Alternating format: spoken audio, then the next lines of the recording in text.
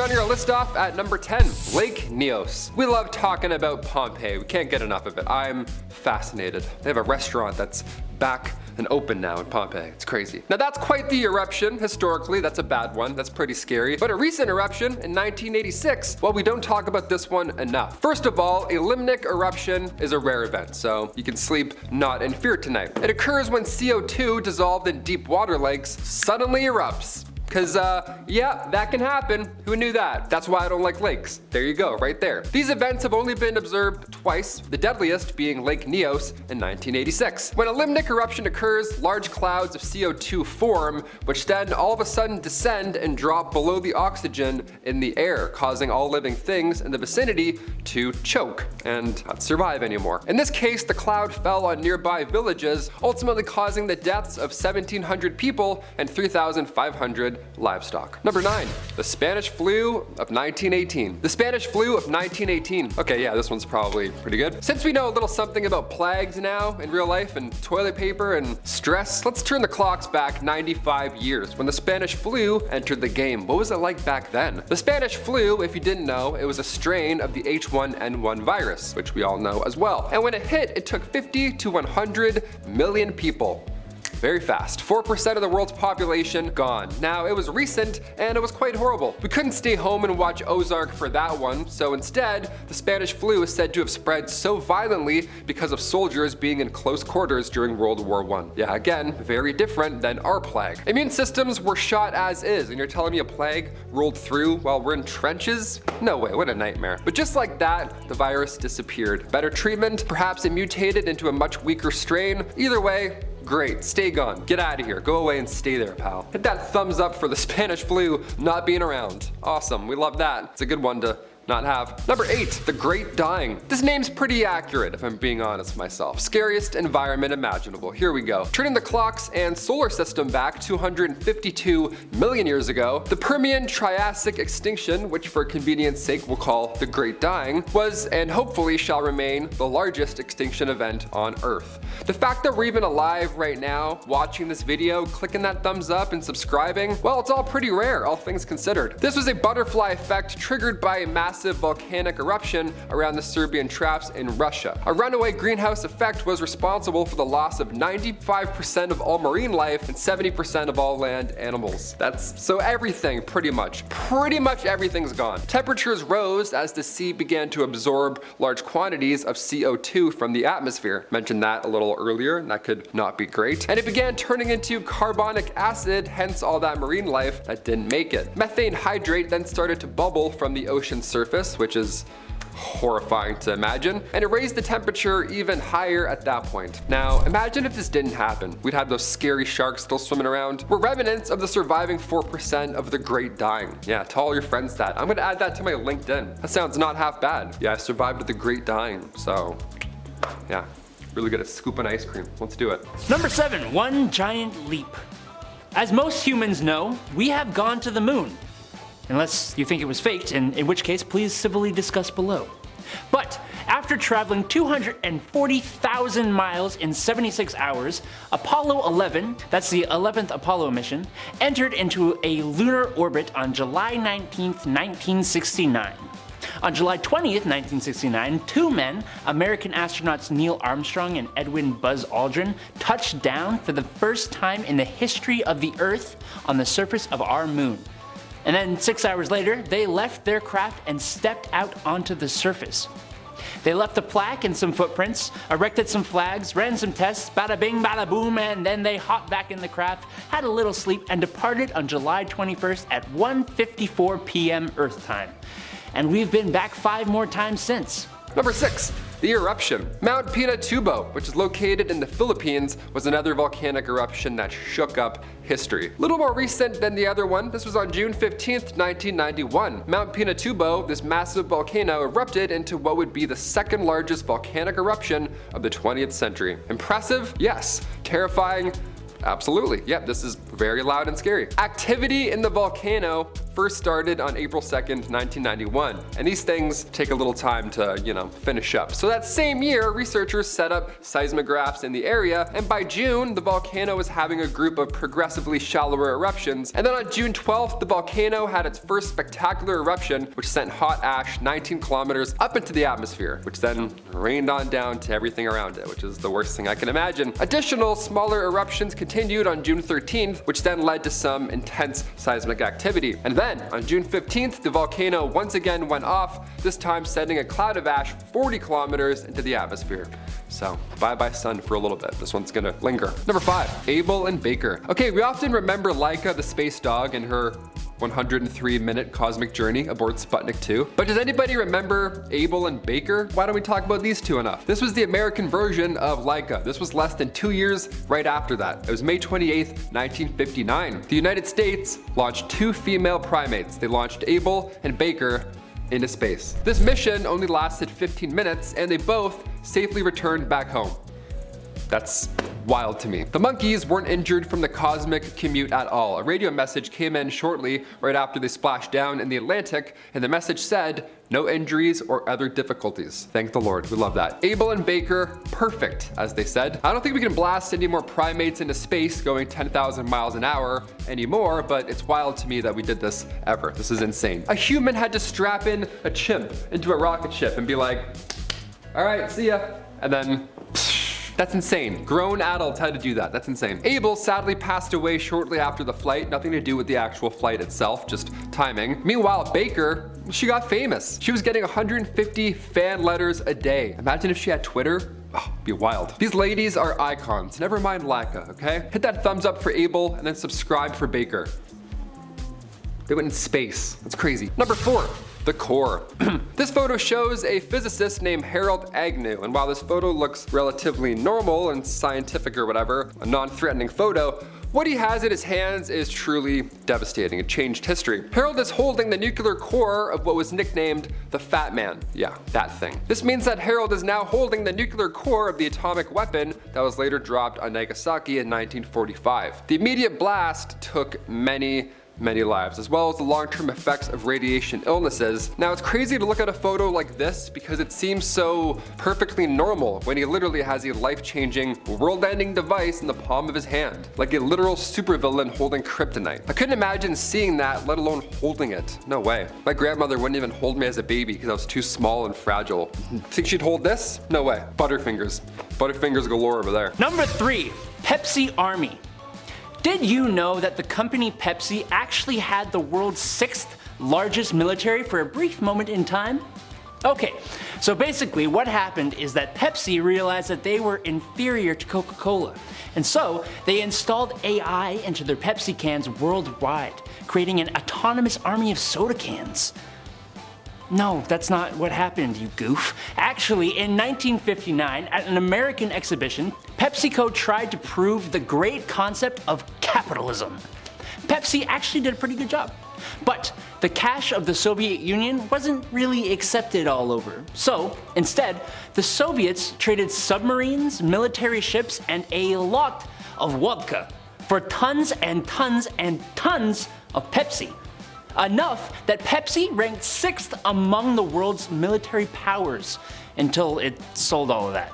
Number 2, the Stanford Prison Experiment. One of the most well-known experiments of all time was the Stanford Prison Experiment. It was an attempt to investigate the psychological effects of perceived power, and it worked. A little too well, I'd say. Guards and prisoners were all chosen randomly, from college students to anyone, your neighbor. You had no idea. Nobody really knew just how bad this experiment would end up, so anyone volunteered. Those in power were taking it to an extreme level. It was absolute psychological distress. Some of the prisoners went insane. The whole exercise was abandoned after only 6 days, which is not a short amount of time, but historians say just 6 days because it was intended to last much longer. Now, it's shocking to see the lengths people go after receiving power over another human being. I thought I was evil unplugging my brother's controller and playing, and he wasn't plugged in. This is like Next level. And finally, number 1, mummified pets. Are you a pet owner? If so, comment down below which animals fill your house. We love that. Olivia and I want to get a dog so bad. I was always a dog guy growing up. My aunt had 3 pugs. It was the dream. I love it. Ancient Egyptians, they fancied a house pet or two. We know this. But Egyptians saw animals as incarnations of the gods, which I do too with my Shih Tzu, of course. The very concept of having a pet came from ancient Egyptians, so thank you. Egyptians were of course fans of cats. That's common knowledge at this point. But did you know they also had the same idea for hawks, lions, dogs, and baboons? Yeah, baboons. That's amazing. Go ask your parents for a baboon as a pet. There you go. I thought dogs doing their business inside was annoying, but a lion? Your arm's gonna be tired scooping that one up. Many of these animals were often mummified and buried with their owners after they'd passed, just like how many owners today cremate their pets.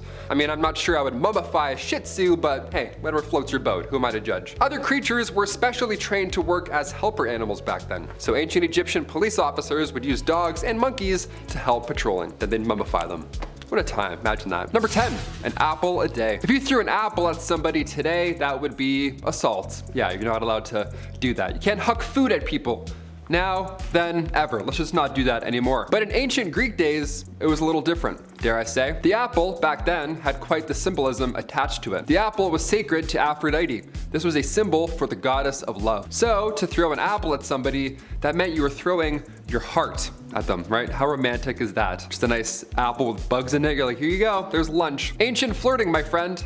The more you know. Maybe those trees in The Wizard of Oz weren't mean. Maybe they weren't mean at all. Maybe they were just trying to express their love by throwing apples aggressively at everyone involved. Number 9, raining iguanas. Okay, we're immediately dipping back into the weird side of this list. Here we go. Back in 2018, this was wild. I read about this and I'll never forget. Lives rent-free right in my head. Florida got another odd headline. There you go, classic Florida. This time it was frozen iguanas falling from the skies. Yeah, how do you not pick up that paper, right? Florida got hit with a massive snowfall, their first big one in 28 years. So these cold-blooded guys started to fall from suburban tree branches, right? They didn't see it coming at all. People were just walking to get groceries and iguanas are freezing and falling off trees right in front of them. The craziest thing is that they're just paralyzed. They're not dead, obviously. So later, they would come back to life after they, you know, de-thaw. Sounds so zombie-like when you say it like that. They're just lying there and then all of a sudden they're like, what day is it?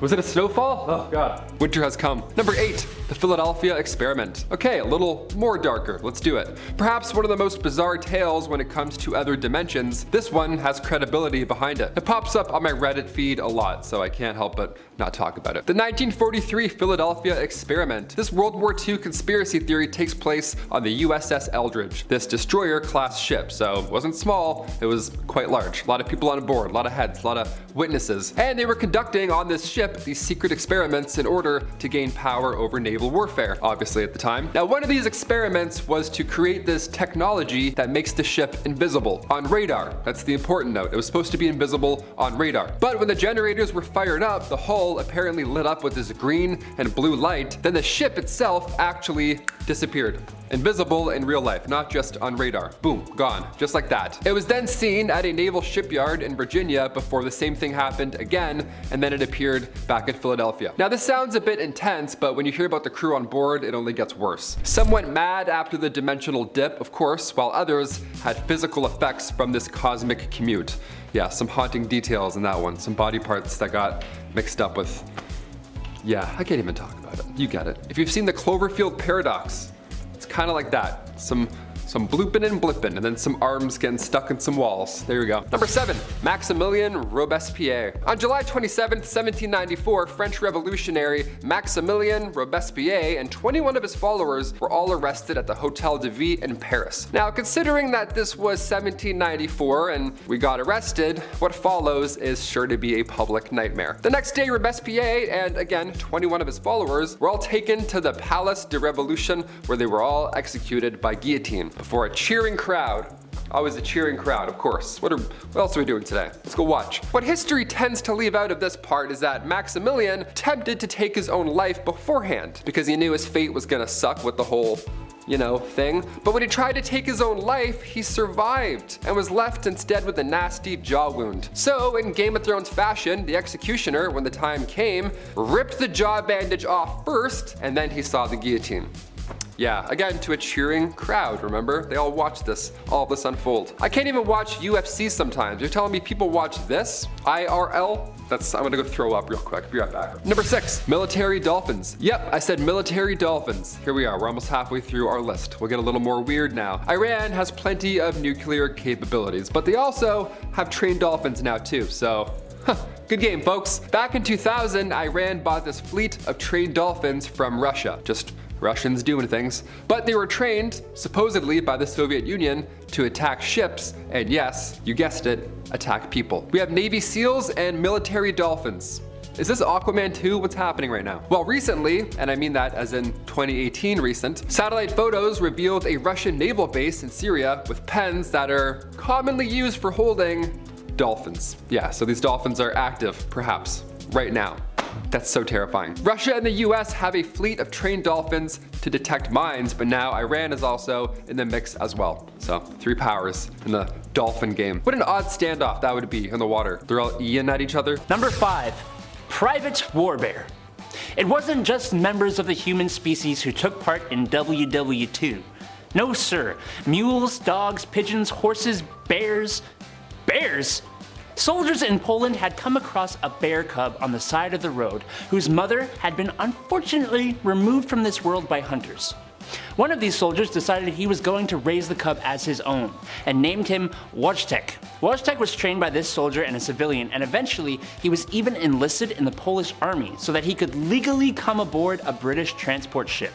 Fortunately, he didn't actually do any fighting, but he was given his own paybook, serial number, and the rank of private. He would bunk up with other soldiers, loved beer and cigarettes, and helped transport supplies including heavy boxes of ammunition.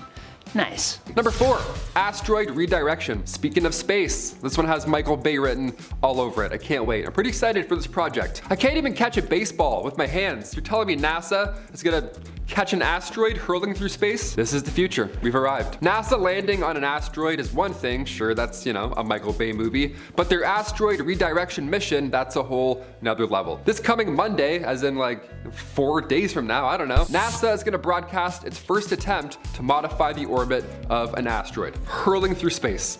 This is real life. And before you start to panic, no, there's no way any debris can hit the Earth after said test. But if an asteroid was coming for Earth, well, now we have a backup plan to hopefully, ideally, save the human race and the planet. That would be helpful. That's always handy. The planetary defense team is using a craft called DART, just sending a dart out there. You got a dart? Awesome. Double asteroid redirection test, DART, which will ideally target the asteroid Dimorphos and then altering its orbit. And we can tune in live to watch the whole thing on Monday, because that's where we're at in the future. We can just tune in live and watch Jake Paul fight someone or watch an asteroid get blasted off of its course. How are you spending your afternoon this Monday? Number 3, the Ball of Burning Men. January 28th, 1393. You are formally invited to a masquerade ball. How fun is that? Who is it under that mask? Oh, it's just Taylor on Bumblebee. Love him, he's great. The French Queen Isabeau of Bavaria is now hosting one of the most lavish parties of the decade, right? So bring your finest and longest krakows. Roll it in style. Now, when the French royal court was celebrating the marriage of one of the Queen's ladies in waiting, it of course was a big deal. It's fun, it's a big happy day. For some, the best days of their lives. For others at this ball, not so great. Probably the last days of their lives. King Charles VI had 5 companions perform a dance or a theater routine of sorts. Now, they did a performance as beasts. They were committed to the bit, right? They had these big, lovely masks, big baggy outfits, lots of linen, lots of stuffing to appear as if they were real beasts. Now, the party was going well, wine was spilling, people were laughing, beasts were roaring, we were committed, but one rule beforehand was put into place before the party started. Absolutely, positively, no open flames. Obviously, right? I mean, look at that guy. He looks like a couch. We're not gonna put a match near him. It's gonna be chaos. The Duke of Orleans had a little too much fun prior to this event, and he forgot the first rule of Fight Club when he arrived. The guy walked in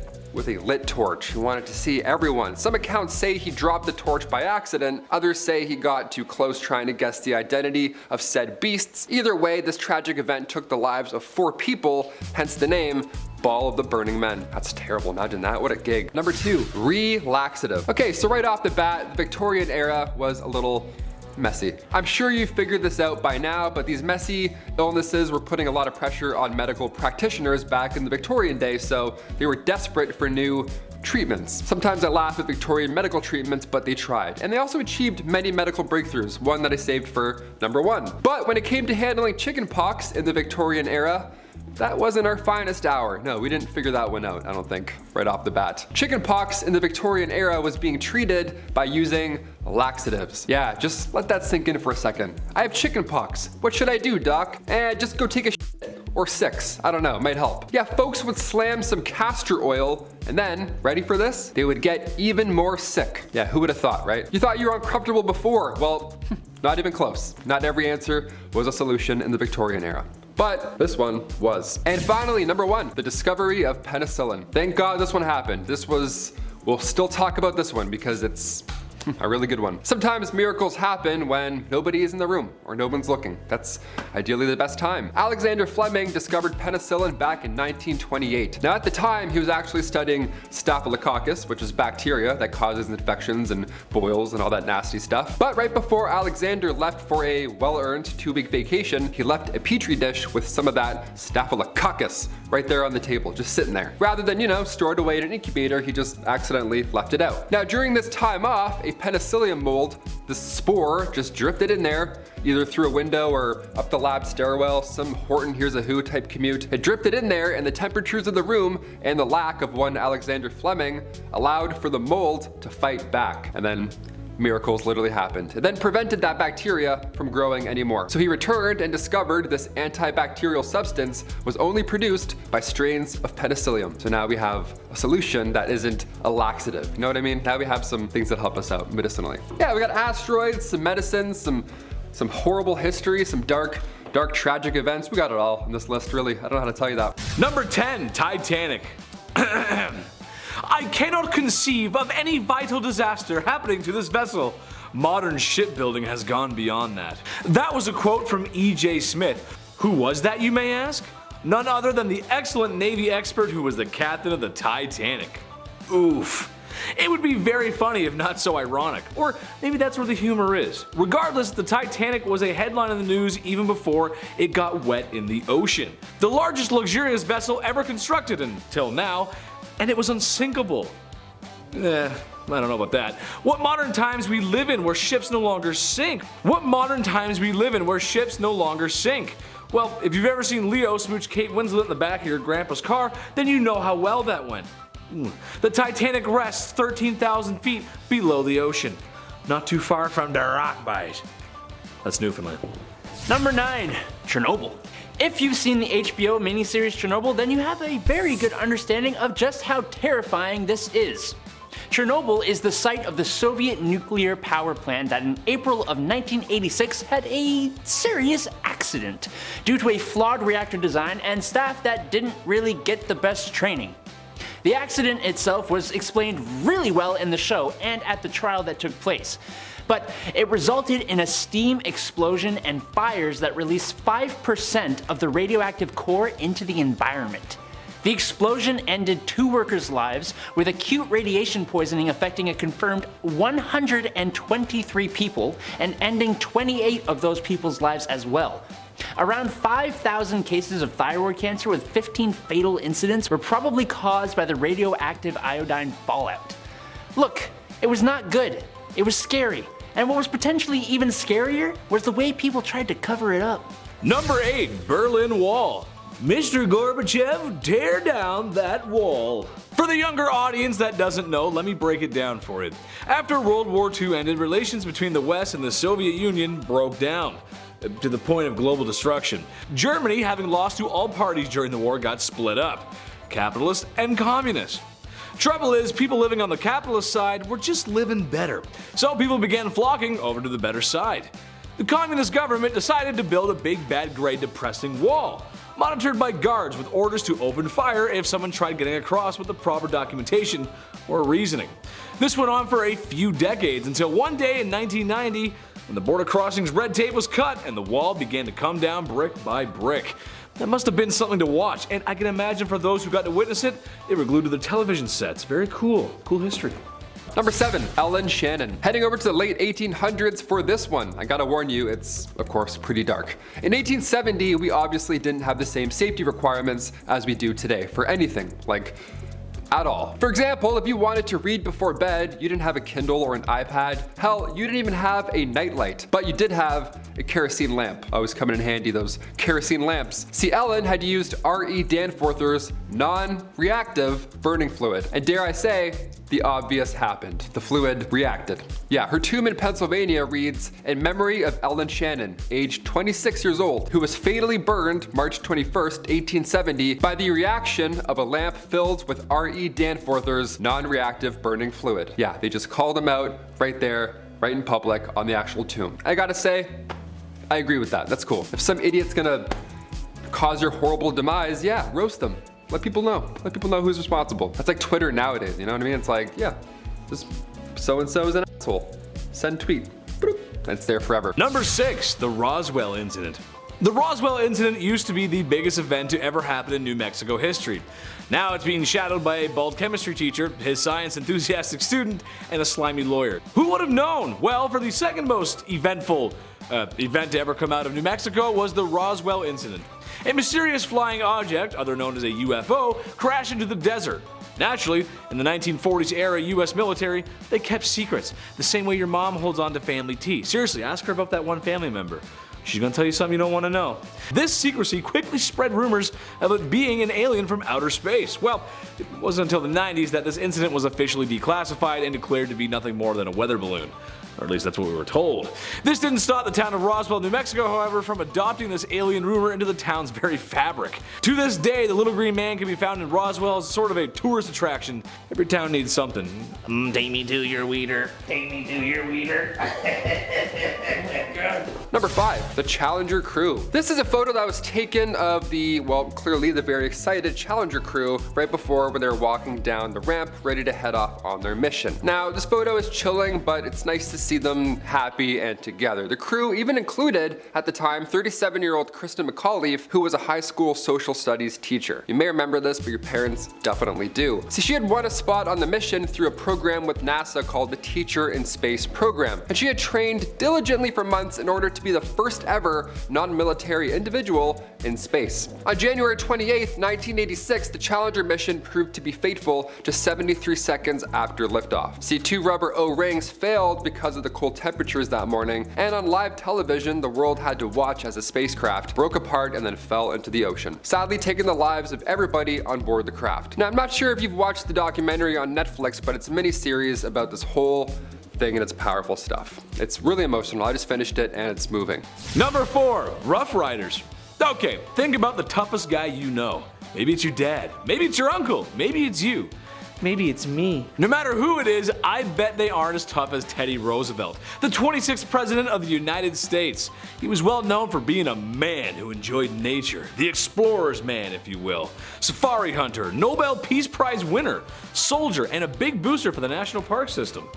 The man did it all, but did you know that during a speech in 1912, President Roosevelt was shot? Gasp. Now, before I tell you what happened next, I want you to take a guess what happened next. Did he A, drop to the ground and perish, or B, the assassin was a lousy shot and missed, giving the president a chance to return fire? What's your answer? Type down below. Well, the answer was secret option C. I gotcha. He was shot and showed the crowd that he was. And then he said, "I can no longer make a long speech because I have been shot," where he then continued to deliver an 82-minute speech. What a man. Number 3, mass extinctions. Are we part of the 6th extinction? I mean, we're talking about asteroids getting blasted away from Earth. It kind of feels like it. It kind of feels like something's nearing us. It's happening right now, isn't it? We lose thousands of species every year, and when looking in the past, sure, asteroids and ice ages, they've all caused these massive extinction level events, of course. But after humans invented the wheel and discovered fire and, you know, became the worst things ever to exist, things started to change naturally. In the 1800s, industrialization drove up extinction rates and continues to do so, obviously. We're not helping the planet by any means. And according to Elizabeth Colbert, across the world, scientists every day are monitoring what could be the largest extinction event since the dinosaurs. Right now, it's happening right now. The way human beings interact with the environment and affect biodiversity, it could be more deadly than an asteroid hitting the Earth. That's a fun, scary fact. Okay, with an ever-climbing list of endangered species, Colbert and the world ask the question, is it too late to change it? Kind of feels like it's too late. Okay, let's move on to something a little more lighter so we don't feel like complete trash. Deal? Deal. Number 2, Emu War. Australia, land of sun, beaches, and spiders that got too buff. Too much for me. But today we're talking about my friends from down under. Shout out to the Aussies. Chetty loves you. But we gotta talk about the Emu War, guys. What the heck was going on there? In a nutshell, emus were causing havoc in Australia's agriculture sector and destroying farms at an alarming rate. So the government said, "Right then, take it easy, get rid of the buggers." A couple of soldiers were given large automatic weapons to deal with the pests. Well, it didn't turn out very well, as the emus just didn't seem to want to eat the bullets. Can you blame them? I can't. One Australian politician jested that the emus should be given medals for their bravery. In the end, the emus won. Number 1. Free falling. 50 years ago, on January 26, 1972, Vesna Volovi, a flight attendant from Serbia who worked for the Yugoslavian airline JAT, got on board JAT Flight 367 to Copenhagen. Also on board that flight, unfortunately, was a device inside a briefcase that went boom over Czechoslovakia. While everyone else on board did not survive, Miss Volovic was stuck inside the shattered fuselage by a food cart as the plane and Vesna fell 33,000 feet. Thankfully, there were trees to break the fall and snow to cushion the landing near a small Czech village. But Vesna still suffered a skull fracture, broken legs, 3 broken vertebrae, she was temporarily paralyzed from the waist down, and put in a coma, leaving her with no memory of the flight or her descent. While there was some skepticism about the way the flight went down, she still received a Guinness World Record for the longest survived fall without a parachute. So that makes up for everything, right? Yeah. Number 10, the first marathon. Now, the term marathon, right off the bat, it comes from ancient Greek history. The Battle of Marathon, I've certainly mentioned on this channel a few times. But let's look further a few hundred years, give or take. The first ever Olympics marathon. It was an absolute shit show. 7 miles from the finish line, one guy started ingesting strychnine and egg whites just so we could finish the race. So yeah, that was the first ever modern use of narcotics in an official Olympic game sport. One dude was also running the marathon in dress shoes and dress pants. Just a classy lad with 58 blisters, just booking for hours at a time. William Garcia, one of the 32 competitors, straight up almost died during this marathon. He collapsed mid-race. He barely made a recovery. Have you done a marathon before? If so, tell me your experience down below. I did the Toronto Marathon a month ago and I got 35 kilometers out of 42. It was so close it hurt my soul. If only I wasn't wearing those dress shoes, you know, maybe I would have finished. So close. Number 9, Unsinkable Sam. In our last video, I asked who likes dogs and who likes cats and yada yada yada. This one here, I'll give to the cat people. You get one. Cats have 9 lives. I'm a firm believer in this theory now. Unsinkable Sam was the nickname for a cat who survived several shipwrecks during World War II. His tale began aboard a German warship called the Bismarck. Yeah, also imagine that image right there. 2,200 soldiers just standing in a line, and then also this black and white cat that somehow snuck aboard. Nobody knows how it got on, but I'm pretty sure one guy does. He's like, the Bismarck was decimated during one of the attacks, of course, and while the HMS Kozak was looking for survivors shortly after, they saw Oscar the cat on a plank. Yeah, he had to earn the Unsinkable Sam alias, alright? You get a new life, you get a new name, then it happens. The HMS Kozak hauled him aboard, but then several months later, the Kozak was destroyed. Now this time it was the HMS Ark Royal who spotted the cat, and then the fearless feline was dubbed Unsinkable Sam. Little man passed away in 1955, not on a warship, so that's great. I hope there's therapy in cat heaven. My God. He's like, well, 4 out of the 9 sucked. I don't know. Number 8, Robert Liston. In the early 19th century, crowds would gather to watch Dr. Robert Liston work, okay? They would huddle around like it was a dance battle. They get nice and close and breathe in each other's mouths. He was known as the fastest knife surgeon in the West. I know, how many red flags can you find already? A crowd, a fast surgery, this guy just in the middle of it. What's going on? Like, please help me, please put me together. I don't know. This was a time before anesthesia had been developed, so you wanted things wrapped up quick. Pun intended. Now, Robert, he would have you amputated and sutured in 3 minutes flat, right? Don't you want that? Don't you want a nice fast surgery? Mortality rate was 300%. Not great at all, in fact. And then one fateful day, Robert attempted to beat any record previously held. He was trying to perform the fastest surgery, but during so, he accidentally cut off his assistant's fingers as well as the patient's leg. So, I don't know what the guy's doing with his arms, but you're like, buddy, slow down. We got more than 3 minutes, it seems. He also hit somebody else watching by accident, you know what I mean? Remember how I said crowds would gather, the old surgery crowd? This is why you don't stand too close, okay? It's like crump battles. You get too close, you're getting nicked by something. Either Robert or some guy in Tim's.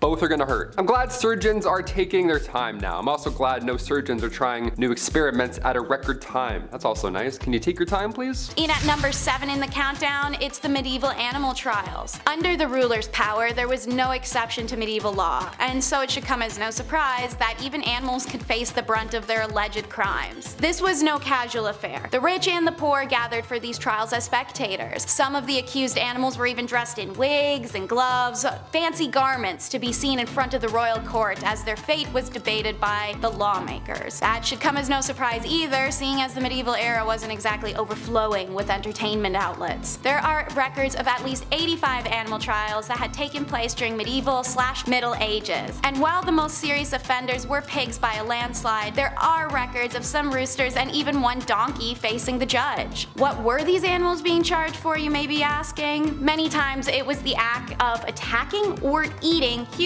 As food and grain for animals was so sparse, they'd often go hungry. There were also some accused of being heathens or thieves or behaving in lustuous ways. So make sure you have a walking buddy and always look over your shoulder, because I guess you never know when an ill-intentioned cow may be creeping up on you. Number 6, the Pfizer Fine. When we think of the name Pfizer now, there's obviously mixed feelings, pun intended. But back in 2009, before they were making cures, they were paying some hefty fines. The world's largest pharmaceutical company had to pay a record-breaking fine. They had to pay $2.3 billion in criminal and civil penalties over unlawful prescription drug promotions. Now included in this mighty slap on the wrist was a $1.2 billion criminal fee. Now if that didn't sound bad enough, in the agreement was also a criminal forfeiture of $105 million. So you're paying and you're also getting more stuff taken away. It's all bad. This was the 4th time Pfizer got charged with this magnitude in a decade. They were on a pretty bad streak. What got them in hot water in the first place is that they would promote their products at resorts, right? They would invite doctors to these meetings, give them golf, massages, whatever. They would pepper you up nice so that you were Team Pfizer by the end of the trip. And you were all tanned. You looked nice, right? FBI Assistant Director Kevin Perkins says the corporate giant was blatantly violating the law and misleading the public through false marketing claims. Number 5, gymnastics. Imagine being the first guy to ever do a backflip. Imagine being the first guy to ever see a backflip. I think that's more of a spectacle, if anything. Gymnastics were developed around 500 BCE. Ancient Greeks loved parkour, apparently. Who would have thunk? Once the Romans invaded Greece, the Roman army made it a point to study gymnastics. They needed their soldiers to be quick, light, versatile, and flexible. Anything that makes them more terrifying, really, that's the better.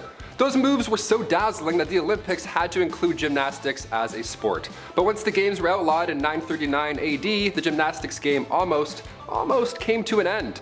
Once the 1800s rolled around, we saw the return of tuck jumps and straddle sits. Thank God, we almost lost it. We were so close. German doctors Johann Friedrich Gutsmuth and Friedrich Ludwig Jahn, they changed the athletic game forever when they created these new exercise routines for young men, including the pommel horse, balance beam, vaulting horse, horizontal bar, you name it, those things that we do when we work, when we work out every day. Chris is like, yep, I do all those every morning. These doctors wanted to see some flips. They got flips, my friend. Number 4, illegal pedestrian crossing. I see this far too often living in the city. Toronto is wild for this. It drives me crazy. People jaywalking. Looks like there's not a truck coming your way. They do that little wave, a little smile, a little weird walk, and they just go wherever they want. Middle of a Toronto intersection, they're like, hey, I'm 92, see ya.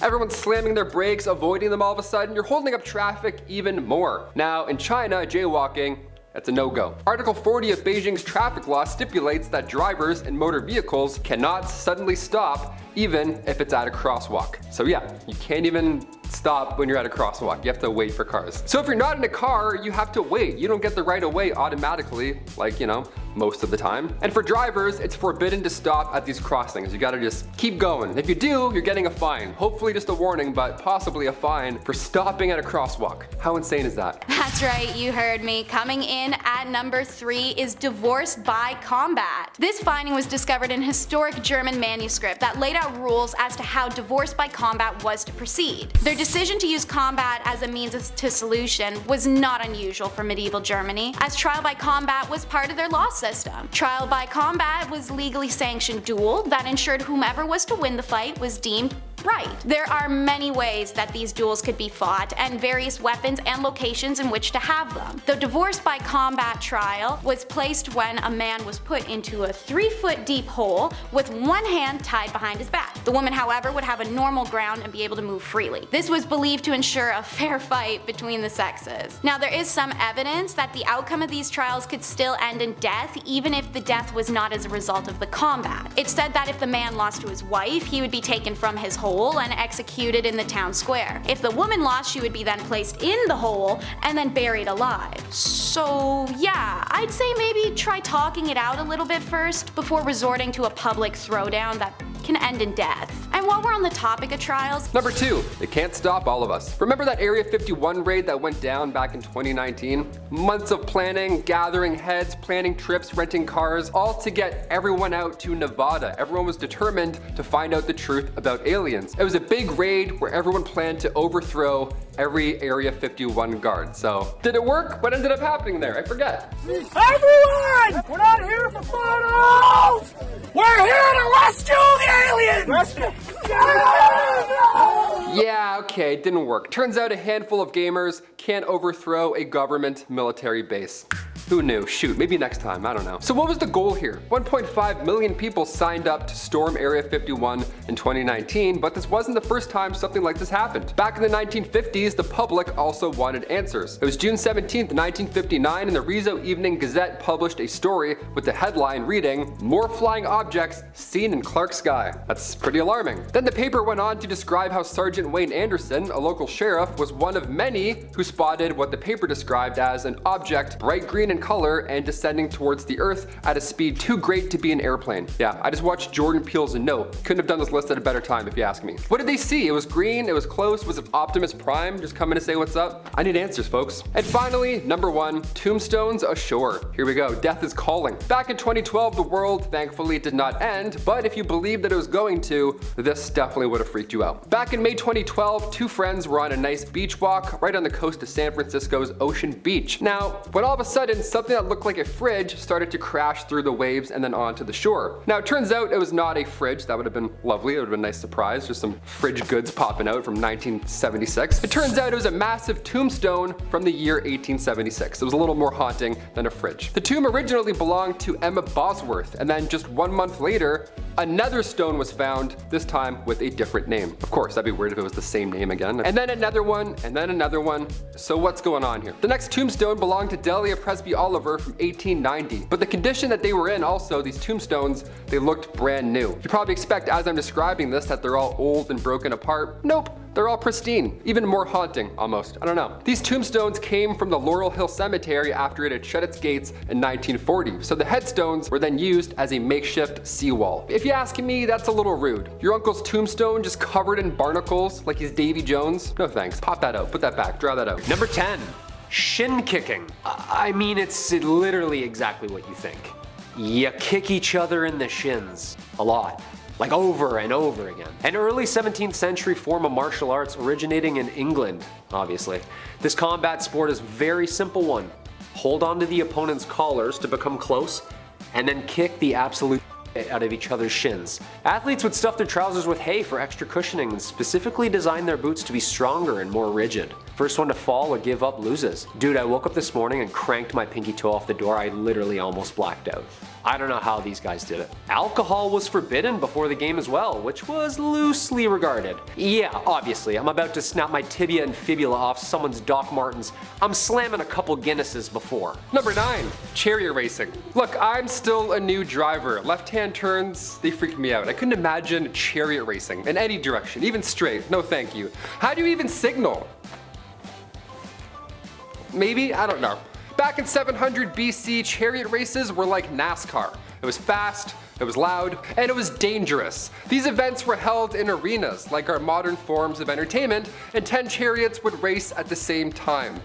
It was chaos. It was a lot of dudes just flew out. It was nonsense. With tight turns and dust filling the air, it really was a spectacle. Horses were part of the Olympics come 684 BC. 4-horse chariot races were being held in Olympia. You could have seen this. And then you watch the guy jogging and you're like, oh, I like that a bit more. It's a bit more loud. I like that one. The riders, they were brave souls, man. The ropes were often attached to the riders' wrists so that if they went overboard, it was bad news for them. They were toast. Nobody's going out easy in the Colosseum, even when there's horses and nice things involved. Number 8, marathon running. We all know those runners who are up at 5 and get their mile. Who likes this stuff, man? Well, apparently the ancient Greek messenger Phidippides did. In fact, it was his job. Yeah, this guy would just like run place to place telling people stuff. The 42-kilometer foot race originating just shortly after the huge battle of Marathon. This is in fact where the sport gets its name from. Basically, a bunch of guys showed up early and Buddy was like, yeah, you gotta run as fast as you possibly can from Marathon to Sparta and warn them. But that's like 42.195 kilometers away. Exactly! Remember, and run as fast as you can. No water belt, no gel packs, just panic and blisters. This Olympic sport needs no introduction. Just put some shoes on and go for a run yourself. Next time you're halfway through your warm-up on the elliptical, just imagine the summer of 490 BC. Wouldn't it have just been easier to just text them that they're coming? They are coming. Scene. Oh, okay, that was real easy, thanks. Number 7, the first open heart surgery. Moving on to some other surgeons, a little better, hopefully. We've discussed ancient Egyptians and how they would clean the entire body out for the whole mummification process and then put the heart back in. Now, of course, they weren't alive during any of this, but when was the first open heart surgery? When did that happen? What did that room look like? The first successful open heart surgery went down in Chicago in 1893. It was honestly unbelievable. The patient was a man named James Cornish. He got a knife wound to the chest during a brawl. It was probably Robert Liston just doing his thing. Maybe he got too close, I don't know. And the surgeon, Dr. Daniel Hale Williams, who by the way used to be a shoemaker's assistant, he saved this man's life and he also made history. In the city's first interracial hospital too, might I add. So a lot of firsts happening in this one. Now there weren't any textbooks on this type of operation at the time, so the odds of survival of course were extremely low. In fact, there weren't any odds at all, right? No x-rays, no antibiotics, no anesthesia, no problem, right? Using just a scalpel, Dr. Williams cut through his chest, weaved through all the nerves slowly, might I add, thankfully. He weaved through muscles, ribs, everything until eventually he closed a severed artery right near the heart. Cornish survived, thankfully, and come 1894, Williams was promoted to chief surgeon at the Freedmen's Hospital in Washington, D.C. Imagine he went back to being a shoemaker's assistant. He's like, all right, cool. Now I want those shoes. Number 6, pancration. This vicious ancient Greek contest combines punching, kicking, and wrestling for an all-out physical combat. A mix of martial arts. Dude, this is literally UFC. And the tail of the tape. Are you ready? Are you ready? Let's fight! Big John McCarthy, of course, commentator on this fight tonight. Coming to you live from Las Vegas. This is literally UFC, people. You win by either knocking your opponent unconscious or by making them give up. Buddy, Patroclus has me in a flying armbar. I'm letting all of Greece down with that tap. Okay. Much like modern day combat rules, there was no biting allowed or eye gouging. I can't stop thinking about not only the brutality of the fighters themselves, but the fans. Thousands of years of crowds showing up to chant and cheer on their favorite warrior, just to spinning axe kick another right in the face.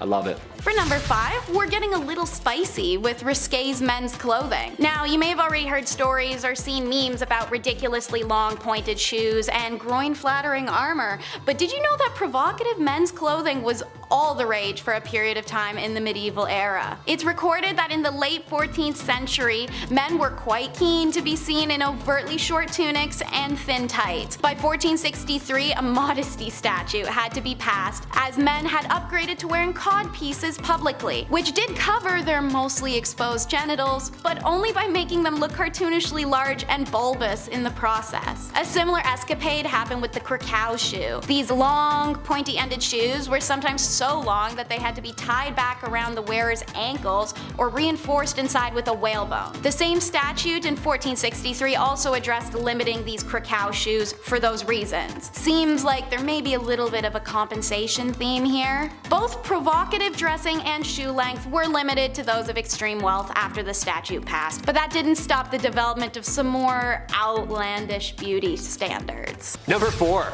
Boxing. Straightforward and simple. This ancient sport is depicted from hieroglyphics and tombs of Egypt all the way to the wall carvings of ancient Sumer. One of the oldest sports events known to man, boxing has made a place to stay in history for the last 5,000 years. The Greeks made this form of brutality into a spectacle by wrapping their hands with leather straps lined with metal to either knock their opponents unconscious or even death. Oh, okay, you wrap that under... Okay, how do you play, ref? Oh, you just punch each other right in the face until there's just one of us. Got it. Weighing in at 145 pounds with a reach across of 71 inches in the blue trunks, Patroclus Angelopoulos. No mouth guards, no rounds, just punchy and sleepy. I don't know why I'm still doing this voice. I don't know. Number 3, raining coffee. The sky is falling. Sometimes it's frozen lizards and sometimes it's bugs. But you know what? Sometimes maybe coffee will fall from the sky. I don't know. Get your mugs ready. We're waking up early tomorrow. I don't know. Back in 1969, a South Carolina factory was busy. The non-dairy creamer, Cremora, was doing great production-wise, but they didn't have the greatest air vents in the factory. All of a sudden, the powder mixture leaked out one day, went into the air, where it then mixed with falling rain, and voila. Now we have double doubles falling from the clouds. Now we have a really odd rainfall. Chester, South Carolina. It was the day we woke up to coffee goop on our lawns instead of dew. That's memorable for sure. The company ended up paying a fine of $4,000 for allowing their product to be released from the plant. Could have been worse. Could have been a lot worse. Could have been a spider factory. I don't know. First thing I can think of. Number 2, long jump. The long jump, originating in 656 Greece, was an Olympic sport consisting of simply hurling your body over a vast distance of horizontal space. Usually these spaces would include streams, bogs, or ravines. This ancient sport differs from the modern long jump, of course, just a tad. And of course, long jump wouldn't be long jump without the flute music. That's right, this sport was always accompanied by a flutist since music was a very important part of the spectacle of the ancient Olympic Games. Hey man, can you play Jump by Van Halen? Just kind of gets...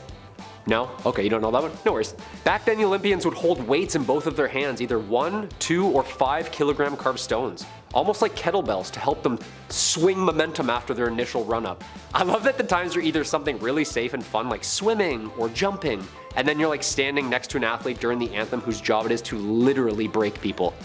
Yeah, I'm a jumper. Oh, you're a fighter. Yeah, I jump. So... Nice, man. Break a leg out there. No, it's not what I meant. And finally, number 1, no rules football. Personal favorite. Always gotta bring this one up. This is so scary. I've never played a game of rugby. I don't even know. I don't want any part of this. Sport fans are a bit much. I'll start by saying that. The whole yelling at the TV thing, unless I'm seeing the Green Goblin, I'm not yelling at any TV screen ever, period. But sportsmanship goes back, way back. Football was also a lot different in the late 12th century. See, instead of quarter kicks and throw-ins, you could do anything you wanted to retrieve said ball from the opposing team. Anything, like, you know, what we were mentioning earlier, you can just do that and just knock someone out and take their stuff. Also, there's no limit to how many players you had on your side. You can grab thousands, hundreds, whatever, you name it. It would be town versus town. It was hilarious. They called this a sport. But finally, come 1314, King Edward II banned the game. Obviously, people were dying for no reason. The only time diving was allowed was back in this game. That's acceptable. When you would get kicked in the neck by a knight on a horse, more than fair. I'd say stay down if I were you, for sure. I would act. I'd be like, oh, my neck, what? See ya. 2 minutes in, I'm out of the game. I can't even play football today, let alone football in the dark ages. What a joke. My back already hurts from this. Eating with the rich starts off the countdown at number 10. Medieval recipes depict a large variety of animals being served. Adding to the ones I listed previously are horses, lampreys, cranes, and crows. Hell, even beavers. And let's not forget the animals created by their chefs. One homemade animal was called a cockatrice, and it was actually multiple animals' bodies put together before being roasted. A helmeted cock was another chef creation. It was a roasted chicken wearing a tiny helmet that was sat on the back of a roasted pig, because why not? Dinner in a show is always fun, so in late medieval Europe, it became fashionable to have an entremetta, which was an entertainment dish. One such example is bakers cooked a pie shell in advance, and then after it cooled, they placed live birds inside the pie and resealed it. When cut at the table, the birds would then all fly out of the pie, much to the amazement of the many banquet guests, assuming that all went accordingly. FIFA fans may want to skip out on this next one, because number 9 in our countdown is making football illegal. That's right, while I may be referring to it as primarily soccer in this video, what was still called football at the time was made illegal in the medieval ages. Now there are quite a few reasons for this. Most popularly known is that the sport was extremely different then. It was violent and aggressive, resembling more of a mass brawl with minimal rules. However, it was also because only 2 years after soccer was banned in 1363, King Edward III would implement a mandatory archery education law. This would ensure his villagers could be used as soldiers should need be. King Edward believed that soccer, but also sports in general such as handball, football, hockey, and cockfighting were distractions, and at that time they could be doing better things. I'm sure there are many of you that would disagree. Next on the countdown is number 8, the future predicting friar. There's a lot to unpack here, so I'll just jump right in. English Franciscan monk Roger Bacon is known through history for his shockingly accurate predictions of the future transportation and life that we have now. Bacon lived from 1214 until 1292 and was the successful creator of the magnifying glass. But he also famously predicted future machinery in his book Espitola de Secretis Operibus, if I got that right. Cars can be made so that without animals, people will move unbelievably rapid, and flying machines can be constructed so that a man sits in the midst of a machine, revolving some engines by which artificial wings are made to beat in the air like a flying bird. It's a little nonsensical, but you can see what he's implying. His other predictions included steamships, submarines, diving suits, and telescopes. That's pretty spot on for a guy who lived thousands of years ago. This is the same man who was also said to have sculpted a prophetic head of brass. Apparently, having been warned by a spirit that he must listen to whenever the head first spoke, Bacon set his assistant Miles to watch over the sculpture, which he did even past Bacon's demise. It's said that after the friar's death, however, that was the first time it spoke. First saying, "Time is," then time passed. Ignored both times by a confused Mile, the head spoke only once more to say time is past before it exploded into flames, and so the chance to consult the mysterious head was lost when it combust. What do you think of the legendary Bacon and his stories of mysticism? Time is past, as the sculpted head said, so let's be happy we left this weird tradition in the past. Number 7, Fisherman's Joust. Not to be confused with Fisherman's Friend, although that's also quite as intense. Fisherman's jousting, or water jousting, was a combat sport originated in ancient Egypt. Yeah, it goes way back. They invented beauty and also water jousting. That's pretty amazing. We love it. Keeping it balanced. Each vessel would have a few players, he says, and using one long pole per aquatic team, they have to poke and push the other players out of their vessel into the water. I'm pretty sure Kyle and I did this growing up with pool noodles. We'd ride inflatable alligators and just smack each other. We didn't even poke. It's like the loose noodle, right in the neck too, is the worst. You dip it, good night, that's it, you're off that alligator. Now, of course, it wasn't a spectacle like it was in ancient Egyptian days, but also may have been a game, turns out, yeah. Historians are still scratching their heads over this ancient hieroglyphic that appears to depict water jousting. Was this a fun pastime, or was this naval combat over fishing territory? For us, it was definitely the latter. It was for sure the latter. I was like, this is my pond, dude. Get out of here. Number 6 in the countdown is the St. Scholastica Day Riot. February 10th of 1355, a group of students who attended Oxford University decide to go into town for a pint at the Swindlestock Tavern. Little did they or anyone else know that this would be the start of a notoriously famous riot. It started with belligerent complaints to the tavern owner about the quality of their drinks and service. As the tavern owner was progressively more berated, he and other patrons lost their temper with these students. The escalation led to a verbal sparring between the students and bar patrons. Both sides ended up arming themselves, but luckily, things were quickly interrupted when the mayor stepped in and demanded the arrest of the students who had harassed and assaulted the tavern owner, thus sparking this whole disaster. What should have been a peaceful resolution caused a chain reaction, however. Oxford students rose up in protest of their peers' arrest and swarmed to attack the mayor. News of that quickly spread, and the townsfolk revolted immediately. Many of them were already very tired of these students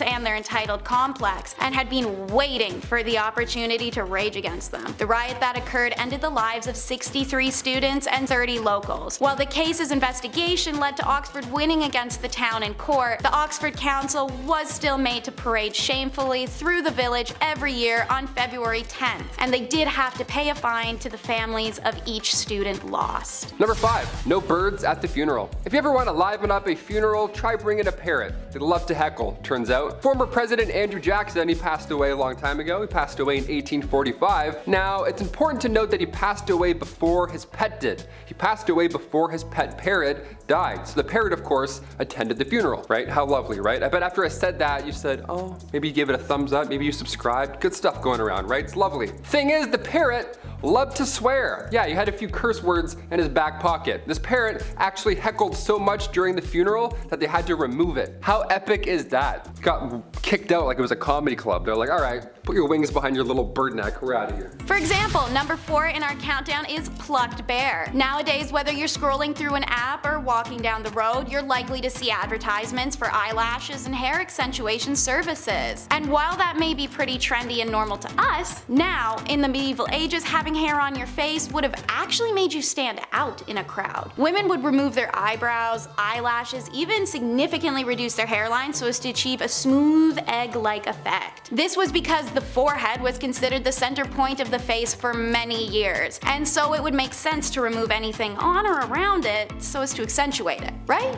Maybe. Moving on. If you're tired of her plucking herself bald, and she's tired of you wearing shoes that enter a room before you do, then maybe it's time for a good old-fashioned medieval divorce by combat. Number 3, Viking hockey. Being a Canadian and all, this one hit, this one hurt. Buckle up, lads. Turns out Canadians did not invent hockey. Yeah, we found out during Canada's 150th celebration of all times. We're like, what? Yeah, we found out hockey wasn't so Canadian after all. It was Vikings. Who knew? They actually brought it here in the first place. They also didn't call it hockey either. They called it a way better name. Slap fatten. Go slap some fat around with the boys. Oh yeah, me and the boys are gonna grab some Timmies and go play some road slap fatten. Yeah, instead of yelling car, they just yell "arr" and then they keep playing. They're like, no, turn around, go back, slap some fat to your car. Vikings would gather sticks and, of course, some fat, and then they would slap them in between 2 posts. They would just make 2 posts. Here or here, doesn't matter. They'd make the rules up. Imagine getting cross-checked by a Viking. See you later, chest plate. Non-existent anymore.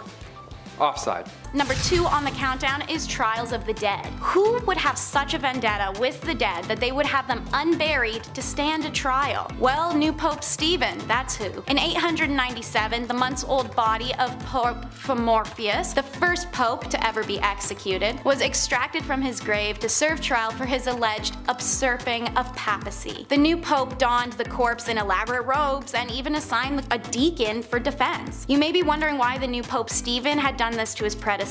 Since a holy person's body was considered to become a holy relic in death, it became a holy rite to display their corpse in public tombs or churches so petitioners may still visit their former saint to leave tokens or deliver prayer. What better way to ensure that you have devoted attention of the community than a postpartum smear campaign where your opponent can't defend themselves because, well, they're dead. Stephen found the deceased Pope Phomorphius guilty so that he could toss his body into the Tiber river, as nobody can venerate his relic if his body is lost at sea. That's a pretty intense way to usurp the person who had the job before you. Joke's on Stephen, however, as shortly after this trial, he was executed just like his predecessor, making him once again come in second to Morpheus. Call it karma. With that dose of crazy, we can move on to medieval madness, which ranks at number 1 in our countdown. What was the medieval madness? Well, if you're a fan of rye bread, you may not want to listen in on this. In an era without refrigeration systems as well as poor hygiene, produce was left to natural elements. As a result, mold and bacteria growth was common and would of course migrate into food. Ergot mold is the most well known for its effect on the brain. It caused wild hallucinations and extreme emotional changes as the chemicals in your brain became imbalanced. The consumption of this mold and bacteria has had a variety of exclusively unpleasant side effects, such as vomiting, diarrhea, convulsions, delayed visions, even mania and psychosis. These symptoms make it obvious as to why this could be labeled as a madness. The extreme cases of ergot consumption would of course lead to things such as loss of limb, gangrene, or death. And this connection between molding rye flour and ergot poisoning wouldn't be made until 1670. So for hundreds of years beforehand, commoners saw ergot poisoning to be things like demonic possession. Many theorize and connect the medieval madness to that of the time periods of the witch trials. The trials began in 1691, a year of intensive wet and cold, which produces a higher level of ergot. They ended abruptly in 1693, a year said to be sparse on rye grain. If there's less to consume, there's less ability to be poisoned, making it arguable that there could be a connection between the two, especially as a side effect of ergot poisoning could be mistaken as demonic possession, as previously mentioned, and that is also seen as a symptom of witchcraft. Still, this may not be the kind of bread you want to chase.